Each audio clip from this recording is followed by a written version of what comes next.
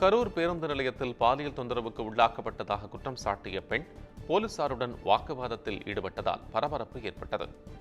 கரூர் பேருந்து நிலையத்திற்கு திண்டுக்கல்லிலிருந்து வந்த பெண் ஒருவர் சேலம் செல்ல பேருந்துக்காக காத்திருந்தார்.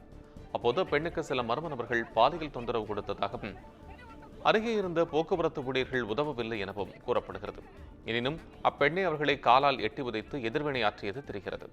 இதையடுத்து அந்த நபர்கள் தப்பிச் சென்றனர். இதனைத் தொடர்ந்து பெண் அளித்த புகாரில் அங்கு வந்த போலீசார் விசாரணை நடத்தினர். போது உடனடியாக யாரும் உதவிக்கு வரவில்லை என கூறிய அந்த பெண் பாதுகாப்பு பணியில் இருக்க வேண்டிய போலீசாரும் அப்போது இல்லை என வாக்குவாதத்தில் ஈடுபட்டார். இந்த சம்பவத்தால் கரூர் நிலையத்தில் பரபரப்பு ஏற்பட்டது. காவல்துறை எங்க போனாங்க?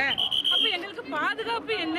ஒட்டுமொத்த பக்கம் இவ்வளவு பேர் இருக்காங்கல்ல, என்ன பாதுகாப்பு? காவல்துறையை யாரு கேட்கணும்? இப்ப மேல சரியா இருந்துச்சுன்னா காவல்துறை கரெக்டா இங்க இருப்பாங்களா இல்லையா? அப்ப மேல சரியில்லை, பெண்களுக்கு பாதுகாப்பு இல்ல, குடிகாரர்களுக்கு மட்டும்தான் சுதந்திரம். ஒரு பொம்பளை பேசுறவன் என் சொந்தக்காரன் அங்கே அறுத்து போட்டிருப்பேன். அவன் என்னை ரூப் பாக்ஸ்ல போய் அறுத்து போட்டிருப்பேன். அவன் யாருன்னு நீங்க கேக்குறீங்க? என்ன யாருன்னு பேசல. என்ன யாரு பிரச்சனை பண்ணாங்க?